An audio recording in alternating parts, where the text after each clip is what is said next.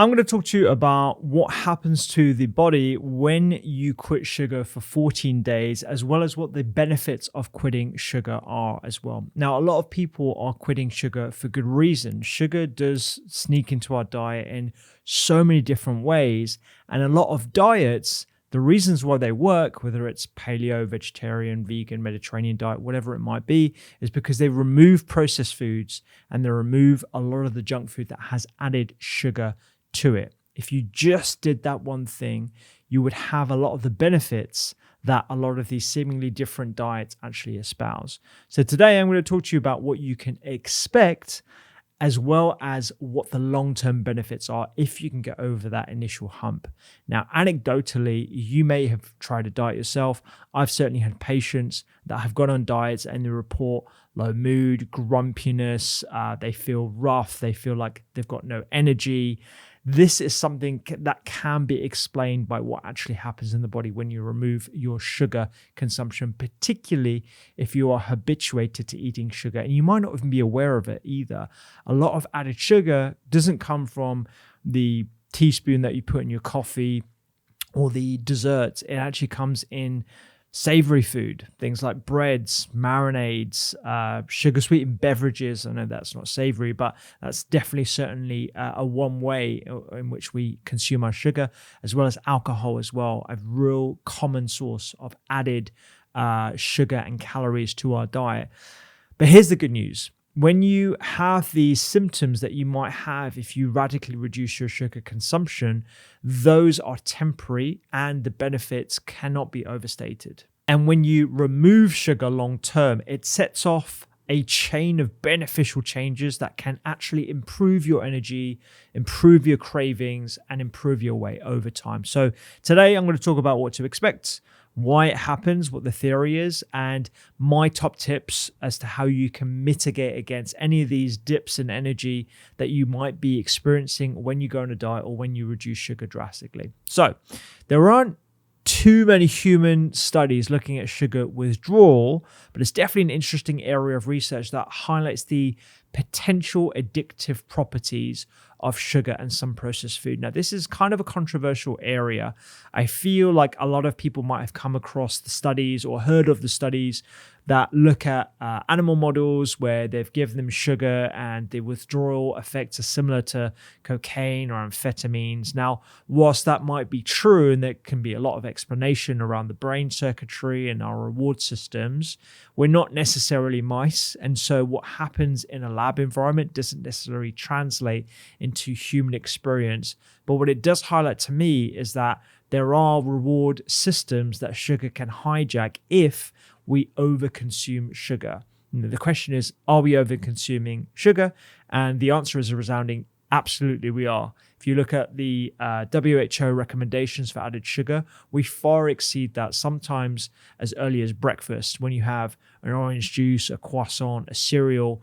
For most people, that is a normal breakfast, and that already exceeds your 24-hour allowance for added sugar in a 24-hour period. And this is the norm for a lot of people in the UK and the US as well.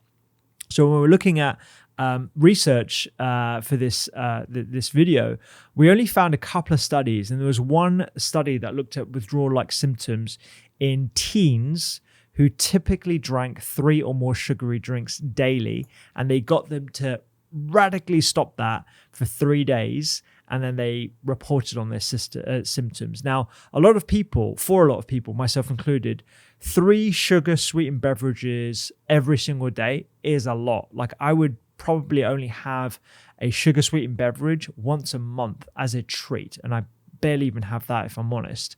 But for lots of people, sugar-sweetened beverages are just the norm, whether that's a healthy beverage where they sweeten it with agave, which is just as metabolically destructive as white added sugar. There is absolutely no difference whatsoever. There's a marginal increase in antioxidants, but that's it. And it's nothing to negate the detrimental impact of the added sugar itself.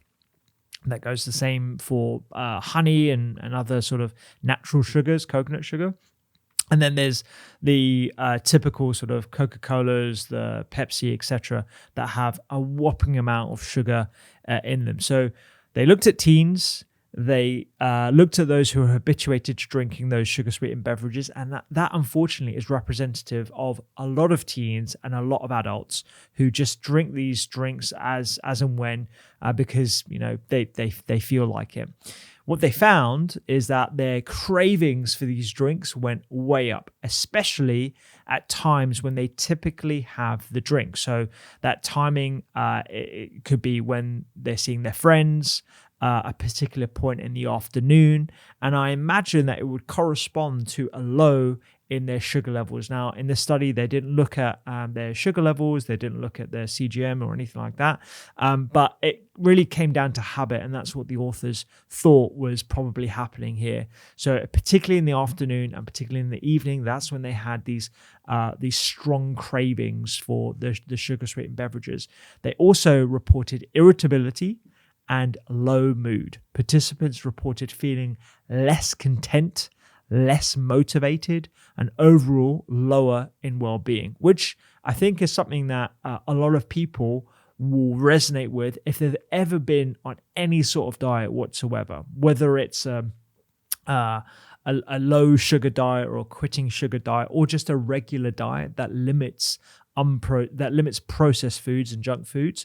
You're going to be having the same sort of irritability and low mood, particularly if you do have a lot of sugar in your diet. And you might be completely unaware. I'll go through some of the products that tend to have a lot of sugar in them. And the other thing from this study is that they try to actually consume more calories. So a lot of people might try and make up for the lack of sugar signal by just eating other calorie-dense foods. So quitting sugar in and of itself is not enough. You really got to think holistically about your diet if the goal is metabolic health and weight control as well. The evidence on this is a bit mixed, and it seems really dependent on the individual. But these are some of the symptoms that you may experience if you go on a diet or you purposely try and quit sugar specifically. Why might this be happening? Well, if you're on one side of the fence that sees sugar as an addictive substance, the withdrawal symptoms that was seen in this particular study and some others as well reinforces this idea that sugar impacts the brain reward systems. And my personal opinion is that absolutely it does. Sugar has been shown to impact the brain reward systems. But the thing to note here is it really depends on the dose. So sugar is not an addictive substance in itself, but if you overconsume it, your tolerance to sugar will increase and you will become habituated to the need for that sugar. What the benefits, or what this study gives us hope for, is that most of these symptoms peak within the first 2 to 5 days. So understanding that this is a temporary withdrawal-like process will give you some hope, hopefully, that you will get habituated to the reduction in sugar. And understanding just this, the short-term nature of these symptoms will hopefully give you enough motivation to stay on course if you are starting on a diet yourself. It's basically just your brain recalibrating. And it's not just your brain. So your body has these beautiful, intricate balancing systems, something that we call the homeostatic mechanisms. So it's the milieu of your hormones, your what's released from your pancreas, what's released from your cells, as well as your brain reward pathways. What happens during this period of time where you're reducing the impulse of sugar is that your brain and your body has to recalibrate to the new norm, where you're not going to be getting these big sugar cues from beverages or from your food. And so to introduce an ease to this transition, you may want to focus on foods that are rich in protein and rich in fiber. I'll go through some of my top tips at the end to reduce the intensity of cravings and these recognizable withdrawal symptoms at the end of this video. But just to say right at the top that these withdrawal symptoms are genuine. It's not just you as an individual. They will affect people differently depending on the individual and like how much sugar they're consuming, as well as how long they've been consuming a high sugar diet or a high processed food diet for. But they are short term, and you can transition to a new norm where your satiety and your cravings normalize. They become more in line with how your body has evolved to be. Now, I've mentioned the word sugar quite a bit in this video. And I think I want to make one thing clear, is that when I talk about sugar, I'm talking about added sugar. Now, these are the sugars that sneak into your diet in ways that you probably don't expect. It's not just in the coffee where you add your teaspoon of white sugar. It's not just sweet treats. Added sugars can come in the form of many savory items, things like breads, things like sauces, salad dressings, healthy foods. So flavored yogurts, granola bars, peanut butter, vitamin waters, these things that say healthy on the front of it, or they scream healthy by being, dark green in color or showing a farm or whatever it might be. And the reason why they're added is because during the processing and preparation of these processed foods, they are used as a preservative, as a way to improve the flavor of what is quite a refined product. And our taste buds are habituated to having a lot more sugar as well. This makes it a lot more pleasurable for the consumer. So steadily, sugars have been increasing in our diet over time, and this is something that we need to recalibrate with as well. And the other source of sugars, and I want to emphasize this point, it's not just sugar that we add to processed food. It's what we take away from foods that make them a lot more refined, and that causes a sugar spike essentially. So refined carbohydrates, or modern refined starchy foods, things like breads, white rice, pastas, these all raise your blood sugar level to the same degree as just simple white sugar as well. So, and in some cases, substantially more than just high sugar foods. So having bagels, pastries, all these things in your diet can constitute as a high sugar diet. So a high sugar diet doesn't necessarily mean high in sweet treats. It can actually mean high in processed foods that has the same biological effect as tons of sugar or eating cake for breakfast. I want to emphasize the difference here between refined grains, fruit, and whole grains as well. So naturally, sugar is contained within all foods, which is why when you have more refined grains, so things like pastas and the white rice, etc., you expose a lot more of the sugar and make that readily absorbable. This is very different to whole fruits, whole vegetables, and whole grains as well. The research shows a big difference between refined grains and added sugar versus whole grains and whole fruits. So within the fruits themselves, you have this intricate matrix, something that we actually call the food matrix. So in whole foods like strawberry, for example, or legumes like a bollity bean, you have fiber, you have other nutrients, polyphenols, other beneficial compounds that the plant actually creates. And this intricate matrix that is hard to break down in and of itself actually slows down the digestion of all these different products that you find in the whole food. So your blood sugar, instead of rising to the same degree if you were to have just the sugar content of that whole fruit in a teaspoon, it rises a lot slower and more gradually, as it's supposed to, because of all the other thing that it's compact with as well. So you might have a teaspoon of white sugar, and that teaspoon of white sugar might be the same content that you find in a handful of berries or an apple, for example, but the impact on your blood sugar is going to be completely different, because in the apple or the whole fruit, whatever it might be, you've got that combination of the fibers, the polyphenols, and the other nutrients that slows down the digestion, and it gets in the way of it just going straight into the bloodstream. Whereas in the context of a white teaspoon of sugar, that is just going to be rapidly absorbed. So there's going to be very, very different ways in which your body reacts to essentially the same sugar content. And you might be thinking, all right, Dr. Rupy, but what about grains and stuff? Aren't they just all the same? Well, whole grains actually keep all three parts of the grain. Now, there's the fiber-rich bran, which I'm a big fan of oat bran myself, because oat bran has been shown to improve cholesterol ratios. It's got soluble fiber. It's fantastic for your gut as well. Your microbes love that sort of fiber. It improves the mucin layer. It can improve leaky gut, all these different things. So, when you're having a whole grain, you're getting the whole package of different fibers. So it's got the fiber-rich bran. You've got the nutrient-packed germ, which is where you get the B vitamins that are lost in refined grains, and you get the starchy endosperm as well. Whereas refined grains, they don't have any of that. It's all been taken out, and you've just got the starch, and that starch is treated and consumed in a very similar way to white sugar. It just gives you a sugar hit very, very fast. And there's a very big difference between a whole grain and a refined grain. The trouble is when you consume a healthy product that's actually just processed food, they can actually call their product whole grain if it just has a little bit of whole grain in it. It doesn't actually appear to be a protected term. So a whole grain, in my perspective, is something like a steel cut oat versus an instant oat, which is refined, and actually a lot of the beneficial components that I've just described are lost. And that's actually where you have that sugar spiking impact.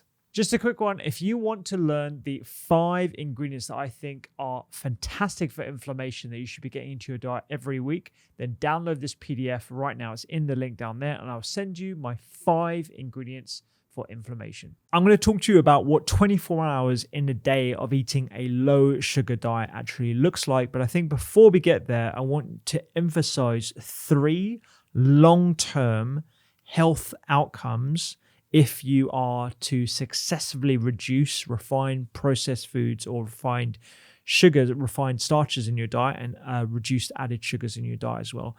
The first thing is healthier weight. So cutting back on sugar can make a real difference to managing your weight intuitively without actually having to go on a diet.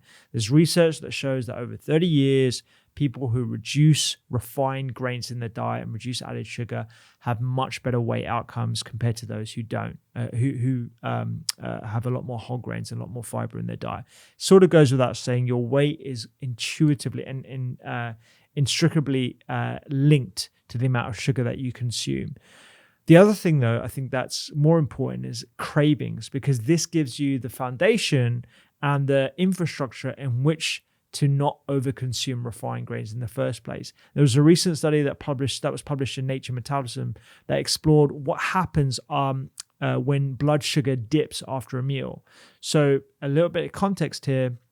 When you consume refined carbohydrates in a meal, you get a big sugar high and then a corresponding dip. This is because what's released from your pancreas, a hormone called insulin, has to be released in quite a big quantity, because that hormone is responsible for moving blood sugar from your blood into cells like the liver, your fat cells, and your muscle cells, to where it can be either stored or utilized for energy. It needs to do that as rapidly as possible.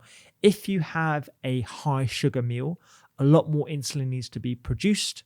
And what happens is you get a corresponding massive crash because of the amount of insulin that needs to be produced, because of that signal of high sugar in the blood. This dip, referred to as a glucose dip, seems to play a big role in triggering cravings that actually varies from person to person. So some people might be able to have a dip and not feel that many cravings. People like myself, if I have a big carb meal and a corresponding low, I will feel ravenously hungry like 30 to 60 minutes after a meal that I know I shouldn't feel hungry because I've just had a big meal and it's mainly carbohydrates or whatever it might be. So the difference in cravings can be from person to person, but that glucose dip is something that you want to mitigate against. And I'll give you some tips as to how you can mitigate against those glucose dips a little bit later on. The second thing of reducing sugar intake in your diet is better sleep and better mental health. There was a study that found that just a 100-gram increase in daily sugar intake was linked to a 28% higher risk of depression. Plus, there's also some interesting evidence that eating diets that are high in fiber and lower in sugar, like the Mediterranean diet, for example, can actually improve sleep quality. On the other hand, eating more sugar-rich foods and refined carbohydrates is tied to worse sleep and more arousal from sleep. And if you look deeper at sleep itself, if you have disrupted sleep, you disrupt your metabolic mechanisms and actually makes you a lot hungrier the next day.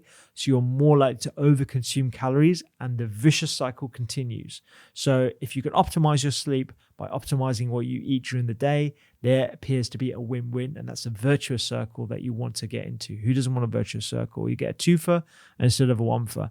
And the third thing is improved gut health. So when you reduce sugar, you're improving your gut health, because too much sugar can be disruptive to that microbe balance that you have largely in your large intestine. Excess sugar that's not absorbed in the small intestine can actually favor organisms that rapidly use simple carbohydrates at the expense of other organisms that are specialized in degrading complex carbohydrates and therefore and generally have slower growth rates. So what happens is that you create a shift in this microbe environment and this microbe population that leads to the growth of either new microbes or changes in the existing gut community. And some of those changes can result in proliferation of what we would call or deem harmful bacteria. I hasten not to use the term harmful bacteria because I think context is really important. You can have a bad bug, but in the right context, it can actually do good things. And a good bug in the wrong context, it can do the wrong things as well. But for simplicity's sake, some of these changes result in a harmful distribution of your microbes that can actually contribute to health issues like intestinal hyperpermeability, also known as a leaky gut. And this can lead to a whole host of symptoms: digestive discomfort, immune hyperactivation, systemic inflammation, brain fog, etc., etc. So all these things can be boiled down to the amount of sugar that we are consuming in our diets, sometimes unbeknownst to ourselves, just like I said at the start of this. There was a meta-analysis that actually found that high consumption of sugar was significantly associated with an increased risk of inflammatory bowel disease as well. Again, this could be because of the lack of fiber in one's diet rather than the contribution of sugar itself, or the lack of nutrients in one's diet rather than just the fact that you're having refined carbohydrates. But it's still a bit of a warning sign and something that I obviously flag to patients that they should be cognizant of, particularly if they're at a risk of inflammatory bowel disease or they have early stages of inflammatory bowel disease as well. So I'm going to give you some tips to mitigate against the withdrawal symptoms that are early. So remind yourself, they're early. Everyone will go through them to varying degrees, but once you're over them, there's all those benefits to your gut health, to weight control, cravings, mental well-being, and potentially even sleep if you're able to get over that hump. If I'm looking at your shopping list, these are the changes that I want you to make to your shopping list. If you usually get white rice or other refined rices, paella rice, bamba rice, cannoli rice, all these different rice, try and go for something whole grain instead.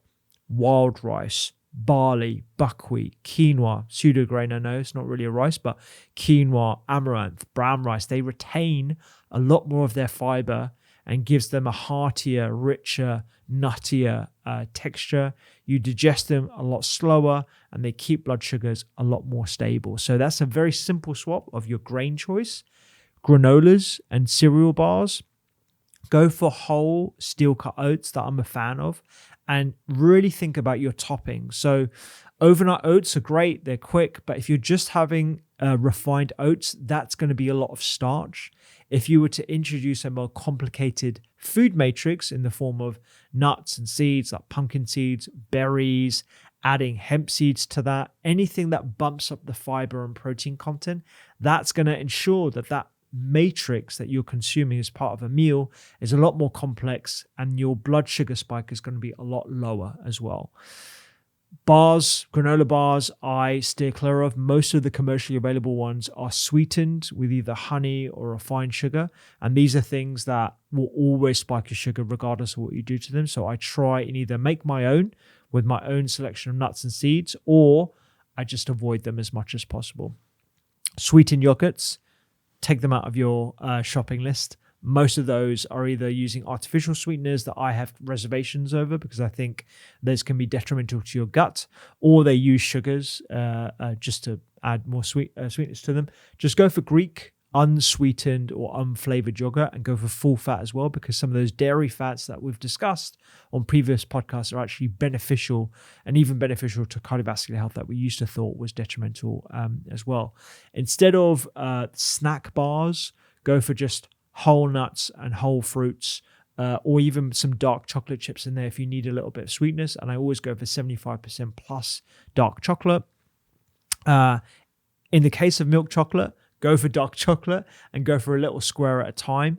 The chocolate that I actually prefer is 85% when I'm just eating a chocolate bar. We've done a full episode on chocolate on the podcast and on YouTube. So if you're interested in chocolate and the benefits to your gut, the prebiotic benefits, the polyphenols, how they can improve your brain, check out the episode on chocolate. Fruit juice, this is something that is really common, particularly in kids, but also adults have a lot of fruit juice thinking that it's a healthy option in the morning. Because of that refining process, you're taking a lot of the fiber out. That's going to cause a sugar spike in some cases to the same degree as a Coca-Cola or a sugar-sweetened beverage. So this is something you want to be really, really careful of. Despite the vitamin C, despite the extra polyphenols that you get, I would still class fruit juice as a luxury item rather than something that you want to consume every single day. And if you want that fruity flavor, homemade infused water with berries, maybe even spiked with a little bit of rosemary, a little bit of sage, frozen berries would work as well, just as something to cool down your drink during the summer months. These are ways in which to add some flavor to your hydration without the added sugar as well. Salad dressings, make your own. So simple to make your own. Olive oil, bit of acidity in the form of vinegar, could be balsamic, red wine vinegar, sherry wine vinegar, and a little bit of sweetness that you can actually use some raw honey or something like that. But you are in control of the sweetness of your dressing. Don't leave that to the food manufacturers because unfortunately they will over-index on the sugar as well. Anything that's pre-packaged, always read the ingredients list. And if sugar is top on the list there, put it back on the shelf because unfortunately that generally means it's got a lot of added sugar in it as well. And all those sugar names, honey, date syrup, coconut sugar, molasses, it's all sugar. It's all the same thing as sugar. This is all added sugar. So just remember, beware of those labels. And on the subject of labels, beware of the low fat label as well. When I see low fat, my immediate corresponding thought is high sugar. Low fat must be high sugar. So that's just like a sort of heuristic, a rule of thumb that I've got as well. Another tip, so that's your shopping list. When you're at home, try and reduce sugar cues. So I personally have to be very cognizant of sugar cues in my household. I'm a snacker. If I know that there's some sweets in the cupboard, I tend to go to the cupboard. I'm much more tempted to grab them even when I'm not hungry as well. And that could be, out of boredom. It could be because you're feeling stressed. A big tip for me is to actually bring healthier options to the front. So I always have got mixed nuts and seeds ready to go. I've got a bowl of fresh whole fruits. I've got pre-chopped vegetables and dips in the fridge. I've got hard-boiled eggs or yogurt, full-fat yogurt in the fridge, frozen grapes, quality dark chocolate for dessert time. These are things that will keep the sugar cues away and the whole nutrient-dense foods right at the forefront of what I feel is going to be a lot better for my diet and my gut health as well. And the third thing, so that's your shopping list. You reduce your sugar cues. The third thing is to add more protein and fiber to make your meals a lot more satisfying. We've talked about it on other videos about the importance of protein. And if you're interested in learning about how much protein you require, check out the protein calculator that I've got down in the caption below. It will give you an indication of how much protein that you should be consuming to meet your unique needs. Everyone's needs are different depending on your weight, depending on your exercise schedule, but everyone, I think, should be cognizant of how much protein that they need to consume every day, given that it's the most important macronutrient for a lot of us, for all of us. Protein is everything. When you add more protein to your diet, you're actually satiating your cravings. So it's got a lot more of a hunger crushing effect. And when you have more fiber in your diet, you're supporting those microbes that actually signal to your brain that you're full as well. So it's a lot more satiating again. So when you're thinking about adding or building meals, always think beans, lentils, pulses. Think about protein sources like eggs, tofu, tempeh, fish. Go half and half with vegetables. If you're having a pasta, bulk it up with roasted or sauteed vegetables or add more nuts for that added fiber and protein hit as well. I've got 2 more tips for you, 4 and 5. So the fourth thing is to always have whole fruit at the end of your main meal, so lunch or dinner. There's an Ayurvedic saying around how you need to satisfy all your taste buds for it to be a complete meal. So whether that's something like a raisin or a whole fruit, whatever it might be, when you've had all your taste buds satisfied, your salty, spicy, if you don't have the sweet one, there is a saying that it is incomplete. I don't know how much science there is behind that. I haven't looked into it, but it is something that I feel works for myself and may work for you as well. The fifth thing is to use spices to naturally sweeten your food. It adds a lot more complexity. It adds the anti-inflammatory component. We talk a lot about spices generally on the Doctor's Kitchen. So things like cinnamon, nutmeg, clove, these are simple spices that add the element of sweetness to essentially help mitigate against some of those cravings that you might have for sweet foods as well. So your shopping list is really whole foods, lots of beans, nuts, berries, spices. These are all things that I would say that you should be introducing into your diet as much as possible. All this said, this is what I believe a low sugar day might look like with a few simple swaps from breakfast to dinner. So for breakfast, instead of having a sugary cereal or a packaged granola, go for steel-cut oats that you might have soaked the night before, and you just cook on the stove for around 10 to 15 minutes. The soaking overnight reduces the cooking time. Otherwise, it can take 30 to 40 minutes, and not a lot of people have that in the morning. Add nuts and seeds to that, a dash of cinnamon, or try a savory breakfast. So what I had this morning, egg whites, greens, seeded bread that I make myself, and some beans. And that was literally my breakfast this morning. I also sometimes have a side of fermented vegetables or kimchi, because that again is adding the nutrients and those prebiotic effects, as well as some live microbes that will support my gut health and actually reduce cravings as well. Coffee. So I always have black coffee. If you want to sweeten it, you can use a creamer in the form of a coconut-based creamer. I personally just have black coffee, but I would skip on the added sugar, obviously, but also the refined plant milk. So things like oat milk are actually quite starchy, and they can spike your sugar quite a lot. So I'd steer clear of those refined milks, unless you're just using a dash or whatever, that's fine. But if you're putting it into like a latte, that's actually quite a lot of sugar. Your snack, instead of a pastry or a muffin, try and go for, if you want something savory, a whole grain toast with peanut butter, a handful of nuts with a piece of fruit, or Greek yogurt with fresh berries. Very, very simple swaps to make for that refined pastry or refined muffin that will spike your sugar, give you a glucose dip, and may even cause more cravings, leading you to overconsume the calories that you don't want to be consuming, just because your body is now instinctively craving for those. Lunch, instead of a store-bought sandwich or a sub, use some leftovers from the night before, or you can even try a diversity bowl. So if you go into the Doctor's Kitchen app, the link down below, just type in diversity bowl, and it's just a collection of protein, some fats, something vegetable based, and you have a complete meal. Diversity bowl satisfies and ticks all those different boxes, leaves a lot less craving and a lot less sugar as well. Drinks, instead of your sugary drinks like soda or juice, sparkling water, a dash of berries in it, or a kombucha that has no sugar in, or homemade iced tea with no sugar.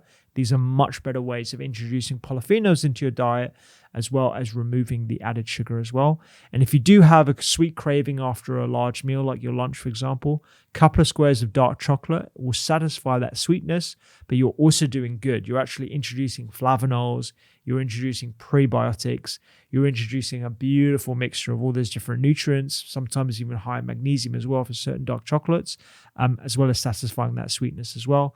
And dinner will be the same thing. Home-cooked meal with whole foods, no refined grains. It will be tough over up to the first 14 days. It can be tough when you quit sugar for that long. But the long-term benefits are hopefully have given you some insight into how that can improve your weight, your cravings overall, and even change your taste buds too. If you want to learn about how you can lower the risk of type 2 diabetes, or even improve the management of this condition if you suffer from it, I'll check out this video right here where I talk about foods and lifestyle measures to prevent type 2 diabetes.